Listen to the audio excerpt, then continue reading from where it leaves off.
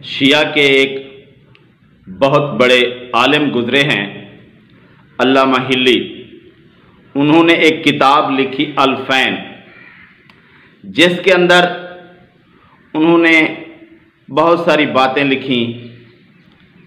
उन बातों में से एक बात ये लिखी कि अगर ज़मीन पर फ़कत 2 आदमी बाकी हों तो एक उनमें से इमाम ज़रूर होगा।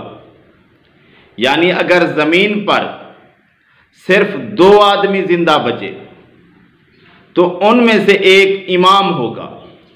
यानी इमाम की इस ज़मीन पर इतनी ज़रूरत है कि इसके बग़ैर ज़मीन पर ज़िंदगी नहीं हो सकती।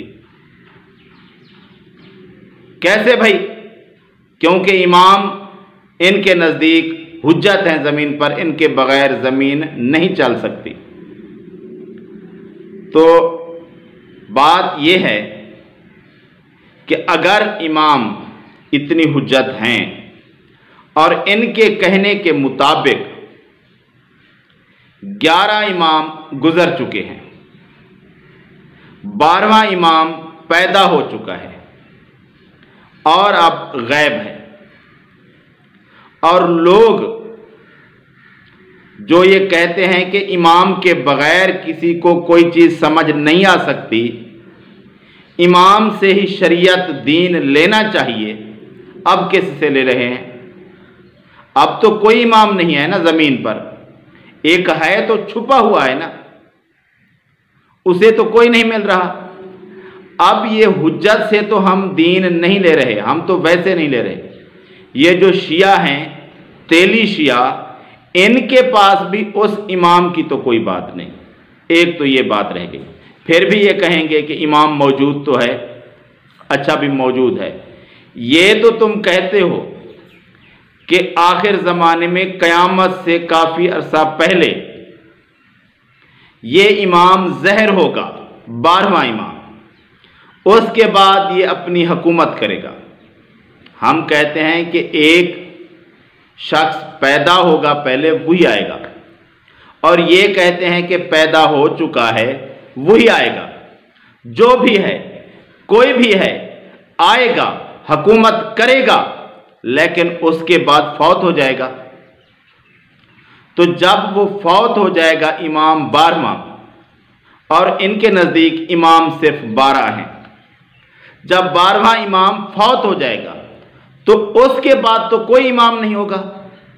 फिर ज़मीन पर जो इंसान होंगे इमाम के बग़ैर होंगे, काफ़ी सारी तादाद में होंगे। क़यामत तो उसके बाद आएगी।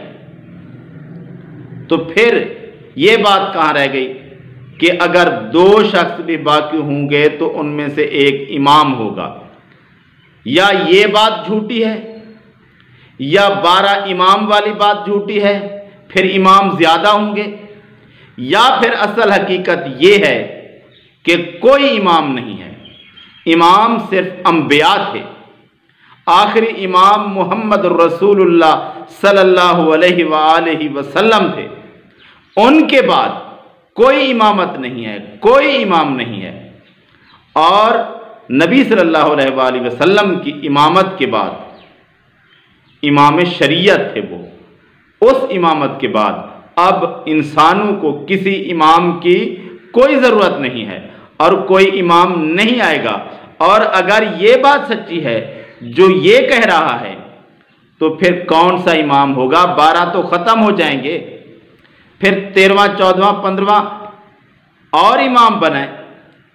ये 12 तो जब 12वां आएगा उसके बाद फौत हो जाएगा, फिर तो इमामत तुम्हारी ख़त्म, फिर तो तुम्हारा 12वां इमाम चला गया, फिर किसे ले आओगे?